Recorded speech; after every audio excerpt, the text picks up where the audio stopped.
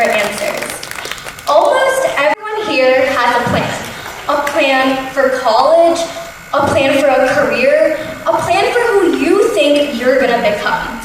We live in this quiet belief that if we just keep moving forward, everything will eventually fall into place. We believe that somehow everything will just happen by its own. But then something happens. Not always dramatic, something small like a loss or a setback. And then we start searching for answers because that moment is the moment that we realize we can't control as much as we could. I know I did. I'm a high school student who wants to go into medicine, but before I even stepped into a clinical setting or even interacted with patients, I thought medicine was all about finding answers.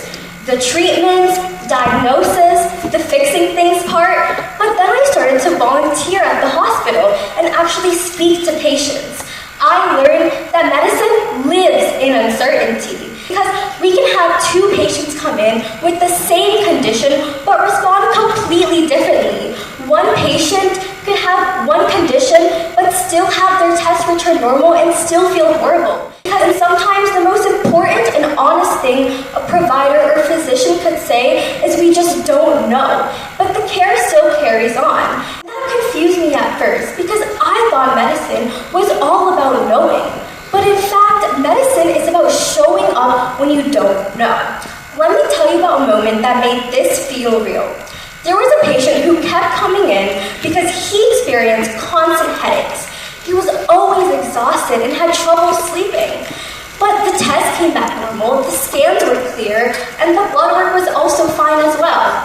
So in the moment, it looked like there was nothing more that could be done. But instead of ordering another test, the doctor simply asked one question. What has been going on in your life lately? Has anything happened? And then suddenly everything changed. The patient started to talk about working long hours, never getting enough sleep, and family stress, and that taught me something important, that the problem that he was facing wasn't entirely medical, it was human. When these patients come into hospitals, they don't come in as symptoms, they come in as stories. They carry their entire lives with them, the pain, the fear, but what we don't realize is that when these patients come in, it's very common, it isn't rare, because according to the World Health Organization, mental health conditions and stress are among the leading cause of disabilities worldwide, which means that what a lot of us are struggling through isn't entirely because something is biologically wrong with us. In other words, a lot of what makes us unwell isn't medical, it's the way that we're living. And that's what I read when Breath Becomes Air by Paul Kalanithi. Paul spent over a decade learning and training to become a neurosurgeon. Like most of us, he believed that meaning would come later in life, after his training, after his residency, and after he finally became an attending. But then he got diagnosed with terminal cancer. And what makes this story so meaningful isn't the fact that he got diagnosed with cancer, it's what he chose to do next. He could have chose to stick to leave medicine, but instead he chose to stick to it. Not because it would save him, but because he knew that it would give his days purpose. He continued to treat patients, he continued to write, and he became a father.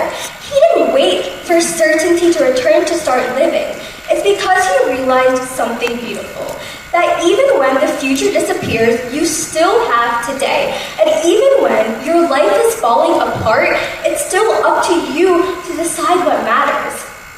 Paul teaches us that meaning doesn't come from having more time. It comes from choosing how you show up with the time you have. And this doesn't just apply to medicine, this applies to all of us. Because it teaches us all the same lesson, that knowledge alone isn't enough. And honestly, I think that a lot of us grow up believing that life works like an old episode of Friends, that there's some small problem or some crisis, and at the end of 22 minutes, somehow everything is resolved by some little joke or some background music. But life doesn't have commercial breaks. Life doesn't have a narrator telling you what this moment means. And that's when it finally hit me, that the lesson wasn't about trying to find the best answer. It was learning to live when the answers don't come to you.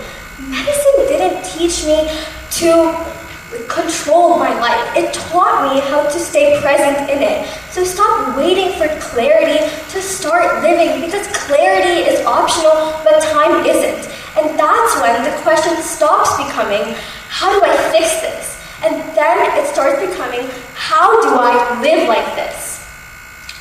Let me tell you something.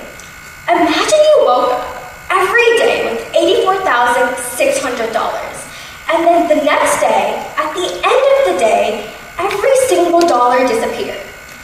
You woke up the next morning with another $84,600.